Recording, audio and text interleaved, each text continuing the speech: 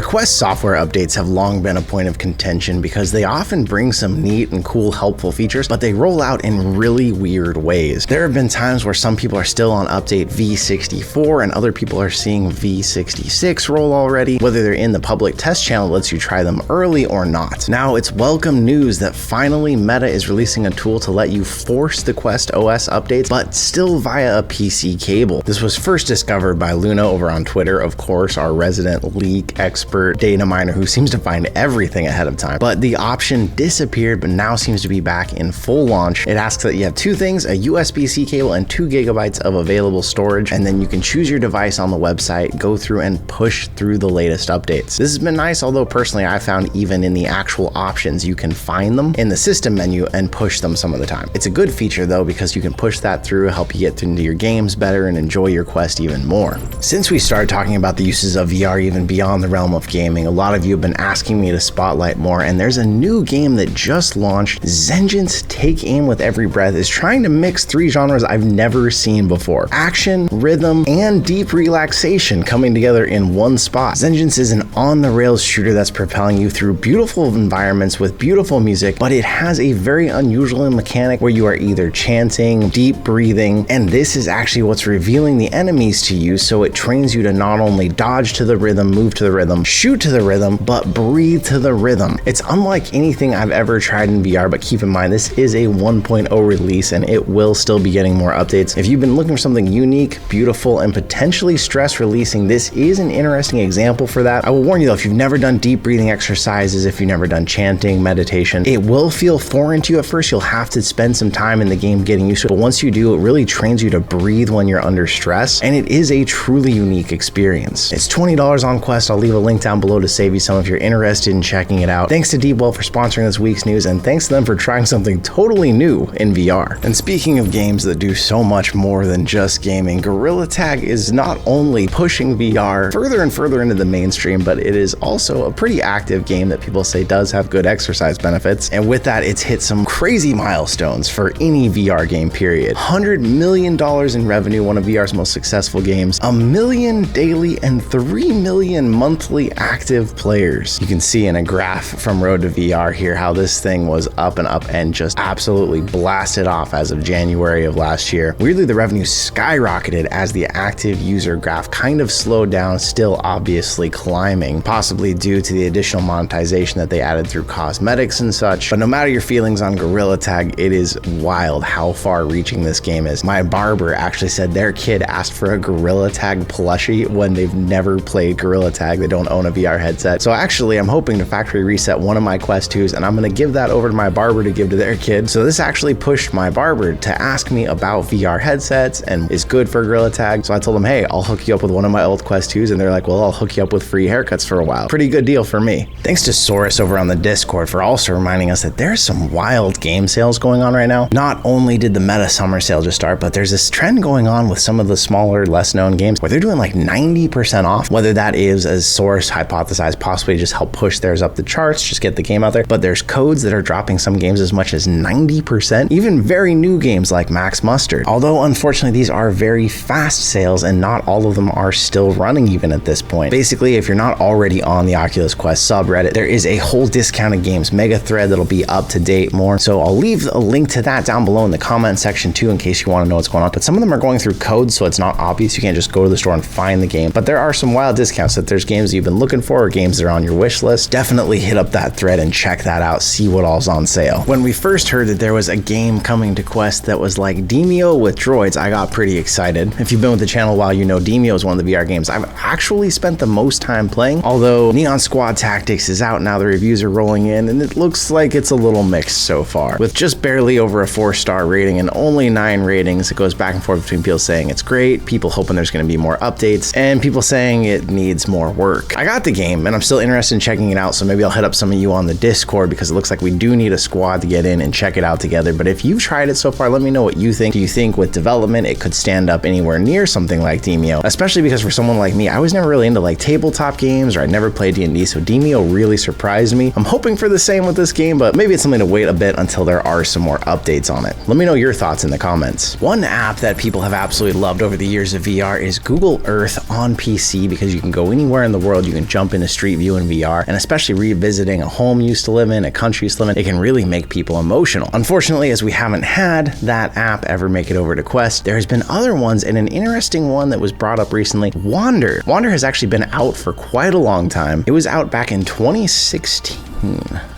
Is that right? Wander has been out even before the Quest itself launched about 6 years ago, and it was known for a while as the Google Earth of Quest. There's been other ones that have come. World is one. That one's kind of cool because it's like geolocation, guessing game like people do with Google. But an interesting feature about Wander is they let you check out also different time periods that the 360 views were taken from. So if you've lived in a spot, you can go look, or if you used to live there, see if your car was out front. It's another good example of non-gaming uses of VR that are really cool. If you're out there and somehow you haven't tried one of these apps that let you explore parts of the world and look around, I'd highly recommend going and checking it out. Unfortunately, unlike Google Earth, Wander does cost $10. It's not free, but it's really neat to go back and see locations you used to be in, especially with the time travel feature they have in it, kind of seeing what's changed since. And if you have any great Google Earth stories, drop them in the comments. I love hearing those. I let some friends go and see Paris where they used to live, and they actually had like an emotional crying reaction, which not that I love making people cry in VR, but it's neat to see how much it can impact people. The Augmented World Expo, basically the only VR, AR, XR convention that's going on, happened this week down in Long Beach. And although we didn't make it, there's been some cool news and things coming out of it since. One idea was Ultraleap tried showing off Meta's Ray-Ban glasses, the ones that I personally have a pair. They're smart glasses, although they don't have any sort of digital screen inside them. They can talk to you, they can play music. The camera on them has AI that it can use with it, but they were showing them off with an all-day hand tracking sensor added to them. This is in a very early demo state, but it does show a lot of the challenges that we're still facing. The big one was they tried to set it up in a way that it could last all day on battery life, but also the 3D printed attachment for the side does make it look like one side of the glasses is pretty chunky. The idea though of a pair of glasses, smart glasses, and especially once we get to the stage where augmented reality can actually work in glasses and then just with hand tracking sensors, makes a lot of sense to me. It seems like a logical evolution of what we've seen in the VR space because it's something that could be approachable, wearable all day. And actually the new Ray-Ban glasses, I never did a review on them, but I have found being in our new studio space, other people around, I found I use them quite a bit now because it's really just for listening to music, but like the fact I don't have to have headphones in, I can still have a conversation with someone. And if I'm all around in the building moving stuff or setting stuff up, it really makes it easy to just keep listening to music without blaring it through a stereo somewhere. I doubt we'll see these making it into the actual glasses anytime soon, but Meta is starting to show signs that they're going to focus more on their Ray-Ban smart glasses and other wearables. Basically, Reality Labs at Meta, that's the development side that does all of the VR stuff, metaverse, and now wearables, is actually being reorganized into two different groups, one wearables and one metaverse, which I feel like we barely hear them use the word metaverse anymore, so it's surprising to see it showing up so distinctly. But they had an internal memo going out from Boz saying that basically everything's being merged into either a central metaverse organization, which is Quest, and then a new wearables organization, other hardware including their Ray-Ban smart glasses. In reviewing the original Ray-Bans when we tried them, I said they were too expensive, the camera wasn't very good, the audio. The new generation I'm really enjoying a lot more. They do seem expensive, but if you just were to buy a pair of actual Ray-Ban branded glasses, those are almost the same price. So I'm hoping as we see more of this happen, we'll also see, you know, some off-brand glasses that are a lot cheaper, because I don't see the point in paying for the name brand along with all of the smart tech in it. But I know a couple of you out there have talked about you've gotten the Ray-Bans. I'd love to know in the comments how you're feeling about them at this point now that you've spent more time with them. With all that going on out there, what are you playing? What are you doing in VR lately? What's got you the most engaged in picking up your headset? I'm really excited. We're basically fully moved into the new space here. We'll get some videos showing you all of it and all of its details, but it's so nice to just have so much space, so dedicated, and it's thanks to all of you out there. So thank you once again,